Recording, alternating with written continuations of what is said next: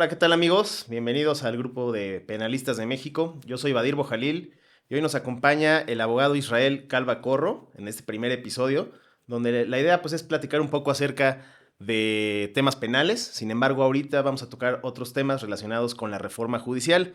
Les hago una breve introducción de nuestro invitado. Él es socio fundador de la firma Calva Corro Abogados, despacho especializado en todas las áreas del derecho. Comenzando a litigar desde el año 2004 como abogado postulante, cuenta con licenciatura en Derecho, maestría también en Derecho Constitucional y Amparo, ¿verdad? Así es. Maestría en Derecho Constitucional y Amparo, maestría en Derecho Civil y Mercantil, todos por la Benemérita Universidad Autónoma de Puebla. Israel, ¿cómo estás? Muchas gracias por acompañarnos. Un gusto por la invitación y pues vamos a entrar a la plática. Muchísimas gracias. Pues bueno, el tema principal de hoy, normalmente este podcast va a ser un podcast de temas de derecho penal, de derecho procesal. Sin embargo, creo que sí fue importante en este momento tocar el tema que nos atañe a todos los abogados, no solo a los penalistas, sino a todos, y que tiene que ver con la iniciativa de reforma judicial propuesta por el Ejecutivo del Estado. Claro, sí, es un tema que se está dando, que se está visualizando, se está materializando principalmente por el Poder Judicial. Podemos observar como abogados litigantes que el Poder Judicial se ha manifestado desde primero los fideicomisos. Recordemos esa semana cuando salió lo de los fideicomisos, suspendieron labores, Es correcto. y pareciera que ahorita quisieran hacer lo mismo, ¿no? Exactamente. Y bueno, cuatro puntos importantes que toca el Ejecutivo para esta reforma, que son, bueno, la nueva integración de la Suprema Corte, sobre todo, de Justicia de la Nación, algunos cambios estructurales en el Poder Judicial, tanto federal como locales, la sustitución del Consejo de la Judicatura Federal y la creación de nuevos órganos administrativos y nuevas reglas procesales. Esa es la propuesta, ¿no? Justicia expedita es lo que proponen en esta nueva reforma. Sin embargo, creo que aquí el punto toral y lo más importante y controversial de todo esto, pues es la elección popular, ¿no? De ministros, ministras, magistrados, magistradas, juezas y jueces. ¿Qué opinas de esto, Israel? Claro, claro, mira, lo que podemos observar y como conocedores y en la vida práctica que tenemos como abogados, eh, entendemos que existe un problema, ¿no? Existe un problema en el Poder Judicial. Hablando del Poder Judicial federal, hablando del Poder Judicial local, la realidad es que pues, el problema está ahí. Esta propuesta que hacen tanto el Ejecutivo, bueno, porque participan también, vemos que hay criterios por parte de los legisladores que también pretenden aprobar la reforma y del Ejecutivo de igual forma vemos que hay una coincidencia por parte del grupo parlamentario que es afín al Ejecutivo, pero lo que a mí me causa extrañeza y yo no concuerdo que podamos elegir a nuestros juzgadores. Hemos estado en algunas pláticas de estos debates que se han dado de la reforma del Poder Judicial y yo he escuchado criterios, por ejemplo, de jueces, he escuchado criterios de funcionarios del legislativo, ya sea diputados y senadores federales y también locales, diputados locales. Eh, si son del mismo partido, pues están a favor, ¿no? Si son partido distinto como el PAN, dicen no, no puede ser. Pero está el problema, ya el Morena plantea una solución, PAN rotundamente no, jueces rotundamente no, pero a mí lo que me causa admiración, o por decirlo, no admiración, sería un foco rojo. ¿Por qué? Eh, de pronto el Poder Judicial empieza a proteger los derechos y vemos que solamente es un pleito entre poderes, ejecutivo, legislativo contra el judicial, ¿no? Y el judicial dice no. Y yo lo veo tendiente únicamente a una cuestión laboral, de permanencia, de que ellos quieren seguir, ¿no? Pero si leemos la reforma dice que sí podrán participar Que podrán participar equitativamente, ¿verdad? Junto con equitativamente, otros. exacto. Entonces, si hay un problema, hay un gran rezago en el Poder Judicial. Ahora, yo creo que el problema para ellos sería que pues no cumplan con los tiempos que establece la ley, ¿no? De ir a administrar justicia correctamente, sin corrupción. Yo creo que hablamos de los órganos, nuevos órganos que se van a crear para el efecto de la corrupción. Exacto. Yo creo que eso sí es muy importante, pero yo no, lo único que no concuerdo es en la forma de elegir. Porque si nosotros hacemos un análisis histórico de cómo elegimos a nuestros legisladores, La pregunta es para los ciudadanos, ¿tenemos a los mejores legisladores? Pues no, Claro, sí. tanto tanto ejecutivo, legislativo, diputados, senadores, no lo tenemos. Y eso me remonta mucho a una lectura de Hobbes. Si leemos a Hobbes en el libro Diálogos entre un filósofo y un abogado, es lo que se pregunta siempre. Dice, oye, ¿quiénes son los que crean la ley? Pues las personas que no conocen de la ley, de derecho. Correcto. Entonces, no vamos a tener malas leyes porque no conocen de la ley. Exactamente, los propios diputados, senadores, ¿no? Claro. Entonces, pareciera que no está funcionando la elección. Entonces, imagínate quien te administre justicia por cuestión popular, gana. Si hay un procedimiento, ¿no? Que los va una décima parte, una parte lo va a establecer el Ejecutivo, el Legislativo y Judicial, pero finalmente uno va a votar. Entonces, el más popular gana. Sí, y aquí tenemos que tomar en cuenta además que, como bien dices, el poder judicial, el poder ejecutivo y el poder legislativo, pues prácticamente son uno en este momento con la gran mayoría que tienen Morena y sus aliados, ¿no? Claro. Independientemente de ello, pues creo que lo están viendo desde un tema de partidismo, que no debería ser así, porque el poder judicial, pues no está para satisfacer a la mayoría, ¿no? O lo que quiera la mayoría, está para hacer cumplir la Constitución y para que las leyes se sigan al pie de la letra y para que se marque un límite también a los poderes.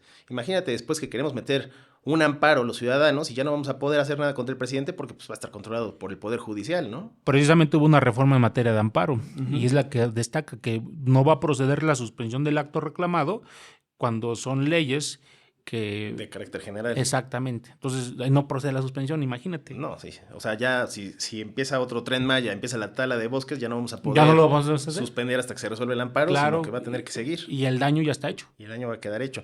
Pues sí, esto es algo que me preocupa mucho, sobre todo la elección de ministros, ministras, juezas, jueces, magistrados y magistradas, porque tuvimos el caso, por ejemplo, en Bolivia, que ya es un lugar en donde pues ya se está seleccionando a los jueces, se está votando desde 2011, si no me equivoco, en 2017 igual hubo una elección, y pues no ha demostrado siempre que la elección tenga que ver con la capacidad de la persona para poder juzgar con una perspectiva judicial, claro, y con una real, pues en ocasiones puede haber hasta ausencia de experiencia, ¿no?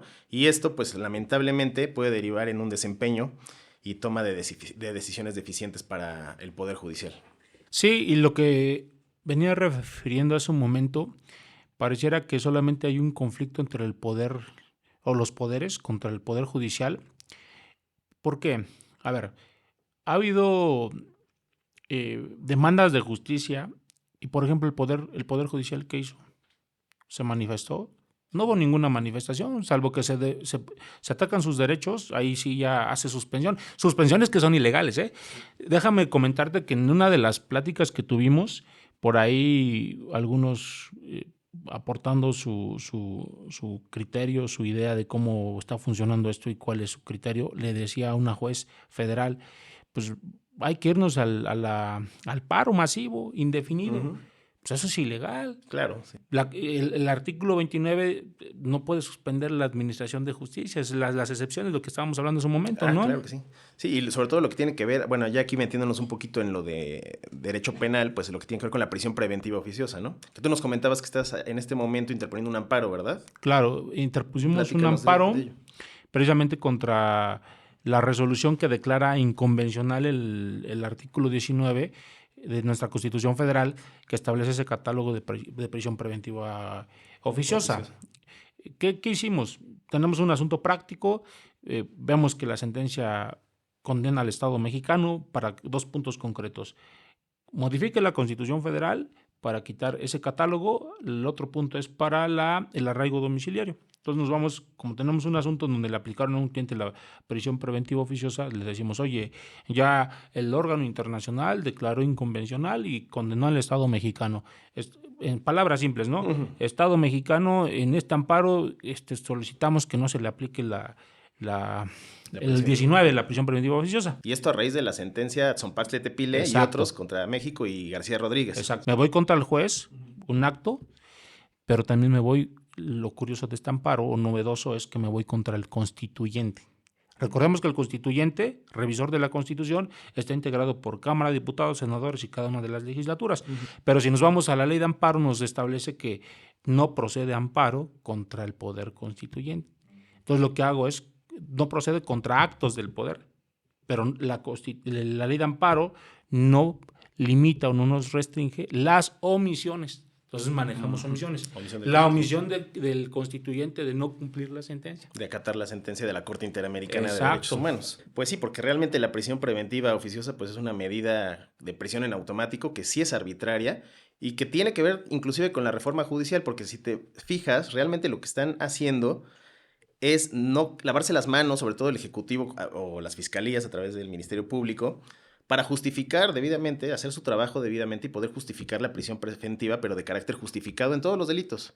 Porque imagínate que hoy llega Juanito Pérez, que convivía contigo y por X o Y no encuentran al que lo mató y te dicen, vámonos, tú convivías con él, creemos que eres tú, en automático te vas a prisión. O sea, no puedes defenderte, no puedes decir, oye, yo tengo arraigo, claro, tengo arraigo familiar, laboral, vaya, tengo tiempo viviendo en Puebla, mi casa está en Puebla, ¿no? Eso no importa. No importa, vámonos a prisión. Entonces, claro, es algo que sí es muy arbitrario. Precisamente, eso fue lo que nos dijo el de distrito. Cuando nos resuelven, nos dice, eso está en la Constitución. Mientras siga en la Constitución, no lo podemos restringir. Fíjate que ahí yo he aplicado un poco el principio, o he tratado de que apliquen el principio pro persona en su vertiente de, de elección de norma, en su vertiente de elección de norma. ¿Para qué? Para que se aplique más los tratados internacionales en materia de derechos humanos que benefician más en este caso que el 19 constitucional, ¿no? Y en esa elección de norma, pues aplicar, no inaplicar el artículo 19, pero sí, bajo el principio pro persona, aplicar la que más le beneficia a la persona, ¿no? Sí, lo hemos hecho. Y yo creo que es un tema y una temporada o una temporalidad muy importante en el país. ¿Por qué? En esas pláticas que hubo jueces, hubo funcionarios legislativos, yo les dije, ustedes ahorita están diciendo y protegen el poder judicial, la autonomía, la imparcialidad, que no dependen de nadie, pero la verdad que sí dependen. Y este es el claro ejemplo. Por ejemplo, a mí el juez me dice, mientras esté en la Constitución yo no puedo hacer nada. ¿Y esto por qué lo comento? Porque a raíz de que el Ejecutivo dijo, no vamos a hacer lo que nos diga un organismo internacional porque atenta contra nuestra autonomía, nuestra soberanía y todo lo que dijo el Ejecutivo, tanto el Ejecutivo como su secretario, dijeron que no le iban a acatar, técnicamente así lo dijeron. El Poder Judicial cambió los criterios, porque los criterios que han llegado con derechos humanos, imagínate, bajo el principio pro persona pro mine, entonces era, a ver, sí, mira, pero te aplica esto, y empezaban a desarrollarte todos los tratados internacionales que a lo mejor beneficiaban en su mayoría a la legislación doméstica. Pero ahorita en este tema ya no hicieron eso. Sí, ya hay una pauta, ¿eh? ¿Y cuál es la pauta? En que pues sí hay una influencia por parte del Ejecutivo. Claro, sí, porque antes cuando empezó a salir, bueno, las sentencias son Paxle Tepile y otros contra México y la de García Rodríguez, efectivamente los jueces todavía decían, bueno, no te lo puedo aplicar todavía porque sigue en la Constitución, pero te ibas al amparo y en el amparo ya le entraban de fondo, ¿no? Ahorita ya lo están... Incluso uno de los primeros jueces que está en Querétaro, él oficiosamente aplicó... el juez Osorio. Exacto, dijo, no, primer juez. Inconvencional y vámonos, no puede ser eso. Además hace un estudio muy, muy bueno al maestro Osorio, que le mandamos un gran saludo desde aquí. Y sí, la verdad, muy, muy bien. Otro tema de la reforma es la nueva integración de la Suprema Corte de Justicia. Como bien sabemos, sesiona en 2 salas. Actualmente tiene a 11 ministros. Y ahora pretenden que todas las sesiones sean en pleno, y que se renueve y que sean 9 ministros. ¿Qué te parece eso? Pues yo creo que sí en pleno sería interesante que todos aportaran en el conocimiento. Digo, los ministros tendrían que tener un mayor conocimiento en un análisis exhaustivo y plantearlo y debatirlo, ¿no? Yo creo que sí sería posible hacerlo y que sea en forma colegiada, ¿no? No individual. Porque sería parte de todas las materias, ¿no? Claro. Hablaríamos de materia penal, civil, mercantil, todo en una sola sesión colegiada. Bueno, creo que esta propuesta, por lo menos este objetivo, pues sí cumple. Está interesante. Está interesante. Sí. Y quitarle las pensiones vitalicias. Y quitar las pensiones Está genial vitalicias eso. también. Yo estoy de acuerdo. Eso también estaría bien. Lo que también veo bien, en parte, pues eso son las nuevas reglas procesales, justicia expedita, en donde supuestamente ya solamente, por ejemplo, para materia penal se tendrá que resolver cualquier controversia en un año. En un año, un juicio, ¿no? Un juicio. Digo, la Constitución lo establece. Lo establece hasta 2, ¿verdad? No, un año. 2 años. Sí. Dice, se resolverá en un año, los juicios se resolverán y no tendrán prisión preventiva, la prisión preventiva no podrá exceder de 2 años. De 2 años, no podrá exceder de 2 años. Pero de hecho la Constitución nos establece que en un año tiene que resolverse los asuntos. Salvo que se deba pues al ejercicio de defensa, ¿no? Por ejemplo. Que eso es un error también, ¿no? Es un error cuando dicen el derecho de defensa, como que le cargan todo, te puedes defender, y eso me recuerda a la prisión preventiva justificada u oficiosa también, ¿no? Cuando dicen, vamos a prorrogarla porque hiciste derecho de defensa. Claro, sí, no. Que te fijan primero desde la audiencia inicial. Ya a veces decían, y es una mala práctica que tenían los jueces, decir, la prisión preventiva va a durar todo lo que dure el proceso, ¿no? O sea, ya ni siquiera le iban a revisar. Si la Constitución establece máximo 2 años. Exactamente. Acá hay un tema importante, interesante. Mira, imagínate, yo tomo un asunto en intermedia. 12 veces se había diferido la intermedia. Y el 341 nos dice que la intermedia solamente se puede diferir por una sola ocasión. ¿Y quién la puede pedir? Pues la defensa, únicamente la defensa. Y lo tiene que justificar con juez. Pero en ese asunto lo tomé y se había diferido 13 veces. 13 veces, no, impresionante. ¿Y imagínate, en audiencia yo le dije a la juez, oiga, pero usted también es responsable porque el artículo dice que no se puede diferir más de una vez. ¿Y por qué lo habían diferido 13 veces? Que porque iban a llegar a acuerdos reparatorios y que una suspensión, que el tema no lo ameritaba porque era un delito sexual. No cabía el acuerdo reparatorio ni la suspensión condicional. Nada. Entonces, ¿te imaginas? Lo están prorrogando. Ese es un tema que traemos arrastrando de que no se cumplen con los tiempos y que solamente se van prorrogando los asuntos y van dilatándose y las personas están retenidas más de 2 años y finalmente dicen hay una prórroga para que sigan en la cárcel y la justifican con estos criterios que también yo considero son inconvencionales, ¿no? Así es. Y bueno, el otro punto de la reforma era la sustitución del Consejo de la Judicatura Federal por organismos administrativos. Un tema bien interesante. Parece? Yo creo que sí hay que modificar, hay que cambiar al Consejo de la Judicatura. Te voy a decir por qué. Y 2 puntos bien concretos. Sí. A partir de pandemia se le dio mucho poder al Consejo de la Judicatura. No sé si te percataste. Quien manejó toda la suspensión de pandemia fue el Consejo de la Judicatura. El propio Consejo. Y este tema se debió de haber regulado desde mi análisis constitucional con el artículo 29. Es decir, participar ejecutivo, legislativo y el judicial, que es la Suprema Corte, y establece cuándo se van a suspender los derechos, la temporalidad, bla, bla, bla. El famoso estado de excepción. Exacto. Ahí se debió haber aplicado, pero no. Lo que ocurrió fue que todo esto se le dio el poder al Consejo de la Judicatura. Y él decía qué días o cuáles eran los periodos que ya no iban a laborar, bla, bla, bla, bla. Pero el tema importante es que se comportaron como legisladores, invadiendo esfera competencial. ¿Sí consideras que la invadieron? Sí la invadieron. Hay una invasión de esfera competencial. El Ejecutivo estuvo de acuerdo, el Judicial estuvo de acuerdo. Nadie dijo nada. Bueno, y ahora, con la nueva creación sería el Tribunal de Disciplina Judicial y el órgano de administración judicial. Esos serían los que sustituirían al Consejo de la Judicatura Federal, que actualmente está representado y lo preside la propia ministra presidenta de la Suprema Corte, en este caso Norma Lucía Piña Hernández. ¿Qué opinas entonces de este nuevo Tribunal de Disciplina? ¿Lo consideras una buena estrategia de la reforma? ¿Te parece bien? Sí, me parece bien, pero hay un tema que dice, y a su consideración dará vista el Ministerio Público en caso de delitos. Eso ya lo hemos visto, tanto en la ley de amparo, cuando le dice, oiga, dele vista porque acá la autoridad responsable informó, en el informe justificado, mintió en su información. Y dicen, claro. No, pues hazlo valer. O sea, pareciera que nada más tenemos al Ministerio Público en los procedimientos de amparo, pues nada más hay como que de forma, ¿no? No, nada más que cumple una forma y listo, pero no actúa. Entonces, si va a pasar lo mismo, Entonces ahí va a haber un freno, porque si hay responsabilidad administrativa y penal, pues los funcionarios tienen que responder, ¿estás de acuerdo? Claro, sí, totalmente. Ahora, me parece que este Tribunal de Disciplina Judicial va a poder emitir sanciones en contra de magistrados, magistradas, pero no Pero no de así de ministros. ministros, ¿no? Y Exacto. también en los magistrados del Sala Superior de Tribunal Electoral, también serán los propios ministros quienes definan esas sanciones.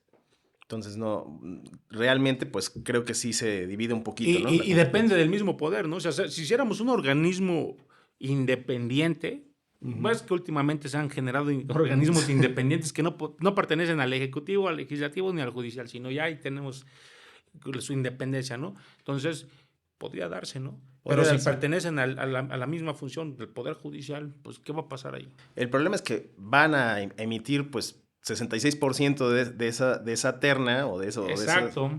lo va a emitir el Poder Ejecutivo y el Legislativo, ¿no? Lo cual siento que sí llega a vulnerar un poco la autonomía del Poder Judicial. Ahora, otro problema que yo veo, sobre todo con la elección popular de magistrados y magistradas, ministros, ministras, juezas y jueces, es que también las personas que están sometidas a votación popular en muchas ocasiones pues, pueden llegar a influir con su electorado, ¿no? A su conveniencia. Esto vulnera la independencia judicial.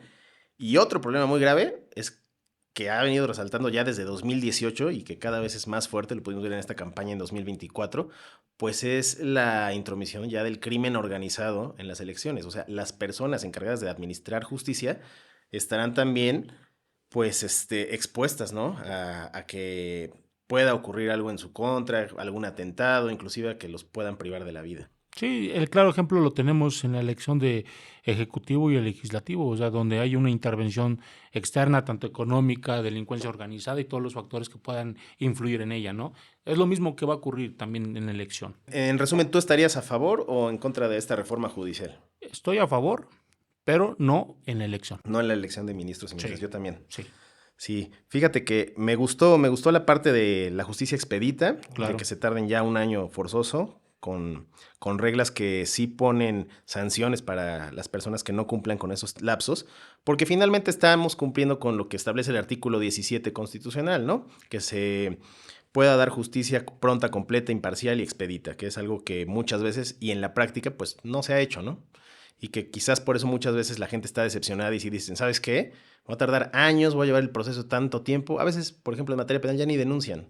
Que dicen, ya Exacto. no voy a denunciar. O sea, me voy a desgastar más, voy a perder más tiempo, porque es lenta la justicia en México. Así Esa es es. la realidad. Entonces sí creo que eso sí sería importante.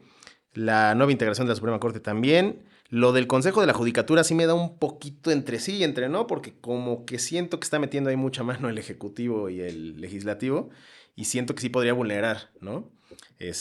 Al Poder Judicial. Y la elección popular de ministros, magistrados y jueces, pues me parece una aberración, me parece inclusive, lo voy a decir con todas sus letras, una venganza política del presidente y sus aliados y la mayoría de la gente que ahorita tiene y con ese poder, pues sí, darle en la torre a la justicia en México, ¿no? Y que se vaya a resolver conforme a los criterios o conforme a, este, pues, los objetivos que tienen los partidos políticos o la mayoría, ¿no? Claro. Entonces creo que la elección popular de ministros, ministras, magistrados, magistradas y jueces, pues no forzosamente va a ser sustituida realmente conforme a los juicios de oposición, ¿no? En donde ya te hacen concursos de oposición, en donde pues ya te evalúa un organismo, hacen exámenes, van escalonando los puestos. Creo que eso sí, pues sí está grave, ¿no? Sí, y finalmente, pues esperemos ver cómo se aprueba, cuáles son los alcances que se tengan, qué puntos se van a acordar y pues el Poder Judicial a ver qué hace, digo, la toma de los juzgados en no trabajar, pues no podría ser. Yo creo que también el Poder Judicial debería de tomar el ejemplo de nosotros. ¿Cuál es nuestro ejemplo? Pues ir y pedir justicia, ¿no? Pedir justicia, claro. Y bueno, y otro argumento que decían es que el mecanismo de designación de estas personas que integran el Tribunal de Disciplina Judicial no garantiza que cuenten con el perfil idóneo para desempeñar esa función. O sea, hizo la Suprema Corte un análisis exhaustivo de esta reforma judicial propuesta por el presidente, que inclusive hasta la fecha se sigue discutiendo. Ujú. Ya inclusive el legislador Ignacio Mier Velasco, me parece, que es el que está impulsando mucho esta reforma, ha dicho que sí están abiertos o que sí se van a abrir, igual que la presidenta electa Claudia Sheinbaum, a la reforma, bueno, a hacerle modificaciones a esta reforma, porque sí creemos que pues debe ser una reforma que debe irse paulatinamente, ¿no? O sea, no podemos hacerlo todo de jalón, porque implica gastos, implica costos en la elección, implica pues que sean muchísimos los jueces imagínate cuántas personas no tiene el Poder Judicial. Actualmente creo que se compone por 932 órganos jurisdiccionales, salvo la Suprema Corte de Justicia y el Tribunal Electoral del Poder Judicial de la Federación, y están divididos en 77 ciudades y requieren de las labores de 1,580 titulares de órganos, es decir, de jueces, juezas y juezas. Imagínate renovar a todos ellos, ¿no? Para empezar. Sí. ¿Cuánto no gastaríamos en la elección, en la boleta? Creo que sí hay varios temas que deben irse llevando poco a poco y no hacer una reforma rápida ya por querer aterrizarla en el año 2025. Claro, ¿no? Y el objetivo que, imagínate, si esto garantizara que va a existir una justicia pronta y eficaz, pues adelante, pero pues esto no es subjetivo, ¿estás de acuerdo? Esto no se va a dar, como lo decíamos con los legisladores. Entonces, yo creo que hay que ver ciertos puntos. Digo, si quieren tener a los mejores, no es la forma de obtener a los mejores. Claro, Hay otros mecanismos, creo que ¿no? los concursos de oposición siguen siendo pues algo que debería seguir, ¿no? No Así es. considero que la elección popular sea lo mejor, porque finalmente pues no están ahí para ser populares, ¿no? Sino para impartir justicia. Ahora, quiero darte un dato interesante que muestra este estudio de la Suprema Corte, que dice que la mayoría de los jueces y juezas de distrito creció en un hogar de clase media, o sea, el 52% de los jueces actualmente crecieron en un lugar de clase media, el 25% en un lugar de clase media baja, el 12.7% en un lugar de clase baja y solo 9.9% reporta provenir de un hogar de clase media alta, ¿no? Entonces, también esto tiene que ver un poco con lo que decía el presidente, ¿no? Que siempre han favorecido a los ricos, que la justicia solamente es para las personas que tienen dinero. Yo creo que no. Y creo que hay una parte importante, y tú me dirás, a reserva de lo que tú opines, Lick, pero por lo menos en materia penal, creo que la reforma no debería ser al Poder Judicial. La reforma debería ser a los ministerios públicos para que puedan hacer bien su trabajo, porque muchas veces la sociedad se queja. Dicen, oye, ya liberaron a este violador, liberaron a este secuestrador, ¿cómo es posible? Pero lo que no se dan cuenta, pues es que los jueces están cumpliendo con la ley y quienes no han aplicado la ley o sus protocolos para llevarlos ante la justicia, pues son precisamente el Ministerio Público, que sí merece una reforma. Es un tema muy interesante que planteas. Precisamente aquí un tema que podría entrar en relación a que si un juez es independiente o no. Primero, si es un tema de alto impacto o que pueda tener un efecto social, político, hablando, por ejemplo, de una violación, de un feminicidio, y agarran a cualquier persona, ¿no? Exacto. Agarran a cualquier persona y a lo mejor no lo hizo. Precisamente es la duda, ¿no? Todavía no eres culpable hasta que se te demuestre lo contrario, así te tienen que tratar. Exactamente. Esa es la nueva reforma penal bueno, ya ni tan nueva, ¿no? Sí. Que nos rige. Pero ¿qué pasa? Pareciera que la sociedad tiene en la mira estos asuntos y los jueces tienen miedo en resolver. ¿Por qué? Claro. Porque el Ejecutivo lo ha dicho, ¿no? Soltaron a un delincuente. Y lo que tú acabas de decir, los ministerios públicos, los investigadores, o sea, los peritos hicieron bien su trabajo, realizaron bien su trabajo, pues no. Claro. Y luego el juez dice, híjole, sí acá hay un error, pero pues yo lo veo como estadísticas, ¿eh? Yo soy abogado, digo, yo no soy funcionario, pero digo, el Estado garantiza solamente estadísticas. Entonces sí lo vincularon. Y luego hasta el juez dice, no, pues ahí usted recurra, no es personal. Bueno, sí, vamos a recurrir, pero dimos todos los elementos en la audiencia. Sí me doy a entender que acá hay un peso social, de todas formas. Claro, se hace un juicio mediático, claro, en redes sociales, mediáticos, en Twitter, en exacto, X, en Facebook. Y atacan al funcionario y ya no plantea precisamente esa resolución imparcial, objetiva, con todo el conocimiento que se planteó en la audiencia. Sí, porque ya está el juicio social y quieras o no, pues sí afecta la independencia en sus resoluciones. Claro, y el problema tú lo tienes bien planteado. Ministerio Público. El Estado mexicano tiene una dualidad, una obligación dual. Proteger al inocente y que el delito no quede impune. Entonces, es una obligación dual. Si el Ministerio Público hizo mal su trabajo y hay una víctima, hay un delito, tiene que resarcirle el daño a la víctima.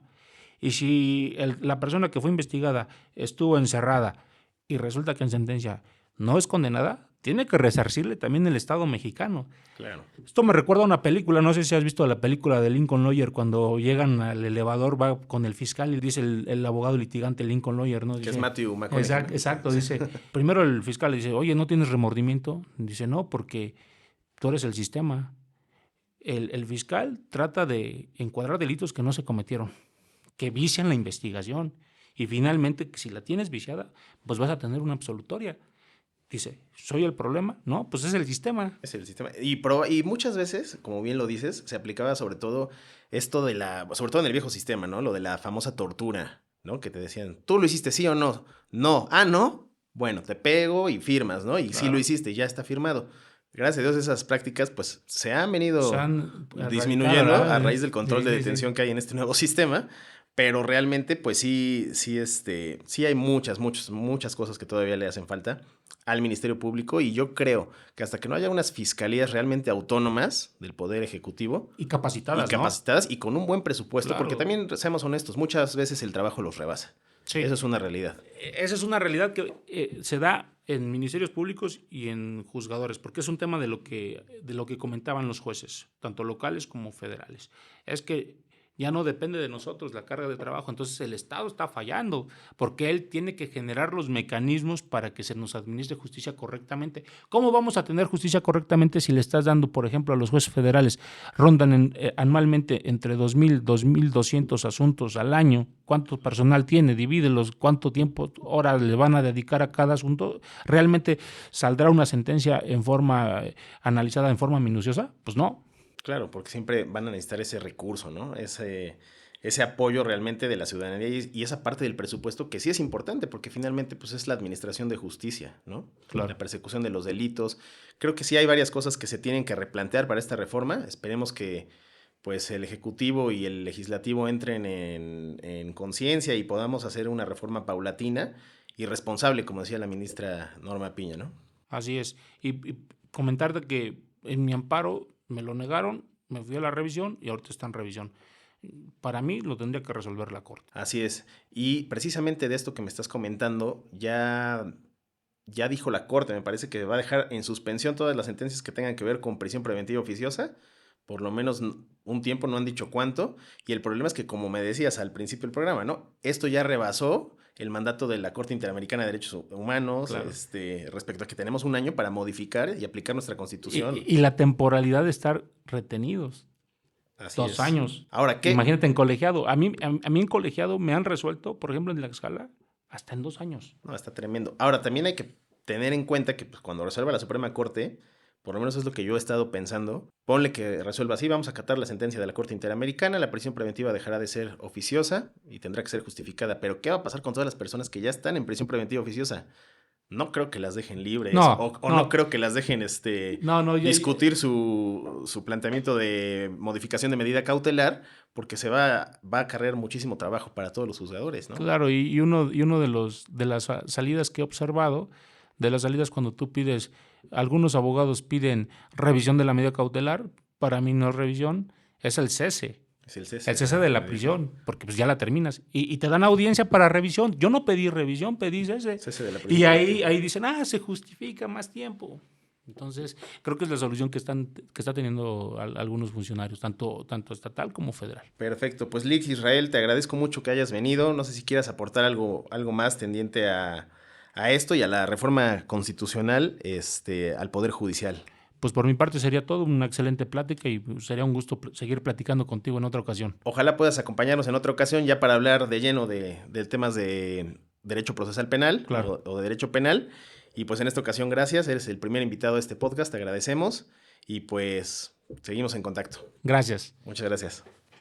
Gracias a todos por habernos acompañado. Yo soy Badir Bojalil y seguimos en Abogados Penalistas de México.